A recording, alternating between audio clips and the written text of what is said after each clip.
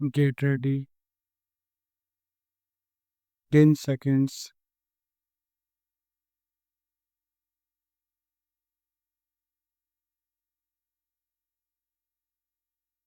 The Industrial Policy Resolution of 1948 was good so far as it went, but unfortunately, the spirit of it could not be understood or appreciated by the common man in this country.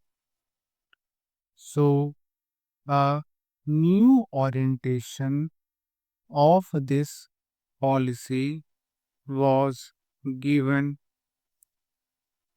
and the Honorable Prime Minister, after his return from China, publicly declared that the future policy of the country, or rather the future pattern of society, will be the socialist pattern.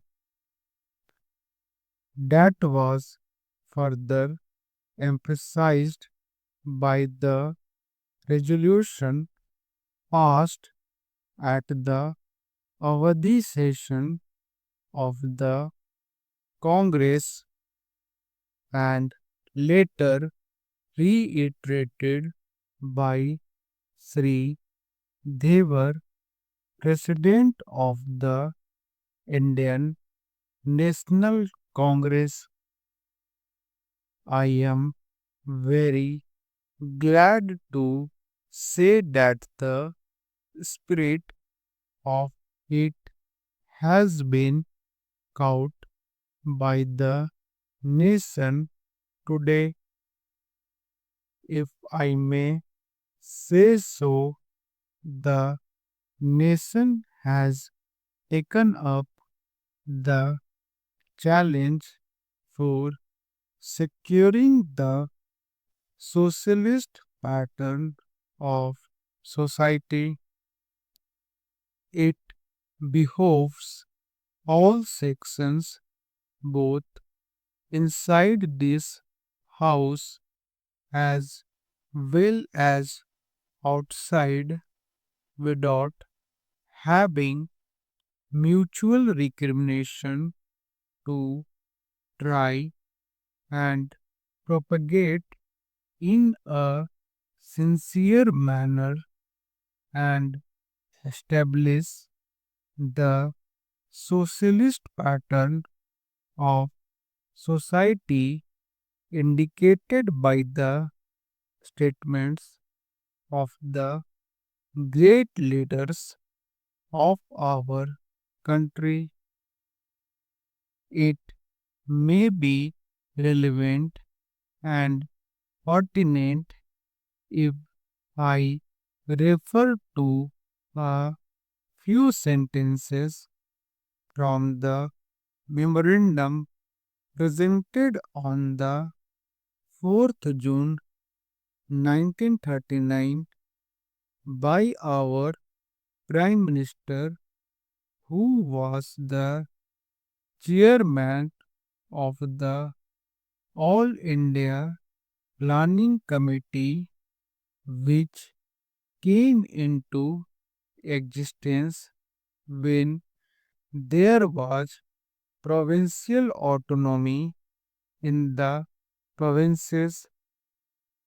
On page 39 and 40 of that report, he stated, it is clear that the drawing up of a comprehensive national plan becomes clearly an academic exercise with no relation to reality unless the planning authority or those to whom it is responsible are in a position to give effect to the plan. If this authority is powerless or circumscribed or restricted and has limited activities, it cannot plan.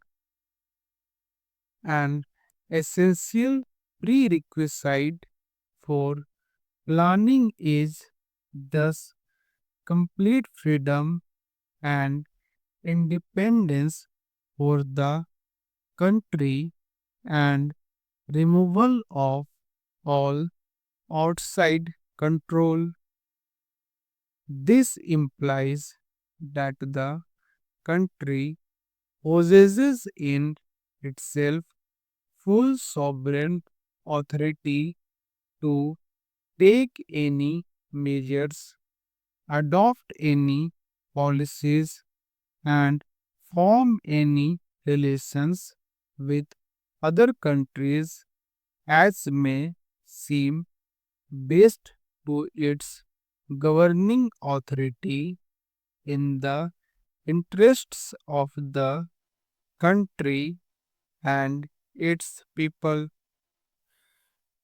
National independence is thus an indispensable preliminary for taking all the steps that might be found necessary for carrying out the 5-year plan in all its various aspects throughout the whole country.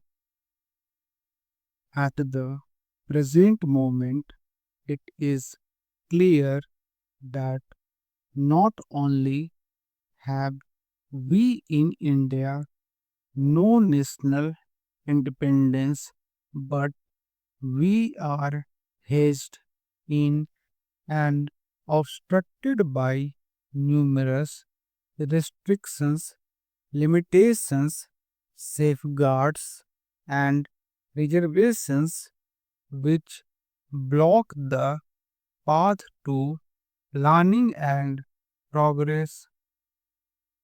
Our plan for national development must therefore be drawn up for a free and independent India. Thanks to the sacrifices made by millions of our countrymen and country women under the leadership of the father of the nation, Mahatma Gandhi, we have today secured complete sovereign political independence at a time when the nations of the world were engaged in the bitterest struggle using all the weapons of destruction.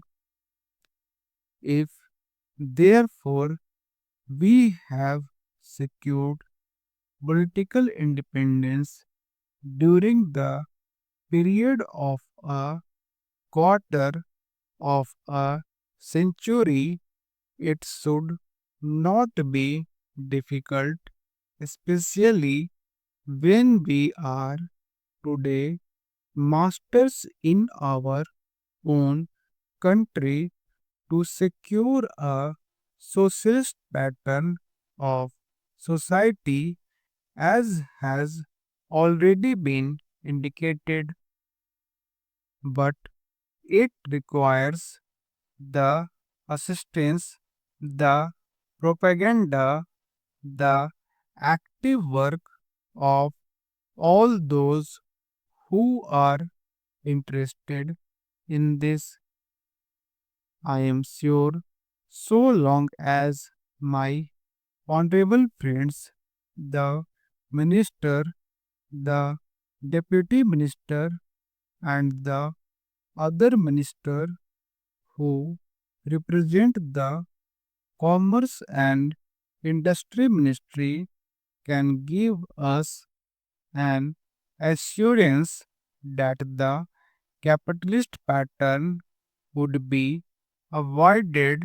Some of us who believe in a saint percent socialist democracy give an undertaking that certainly totalitarian policy will not be introduced in this country because we have believed all along during the fight that we have given to the British government when we secured political independence that we shall try to maintain democracy undiluted and a socialist democracy at that. I am absolutely certain that in this country of ours, liberty of thought, liberty of speech, and liberty of action will be guaranteed to every citizen to express his views in the manner he pleases.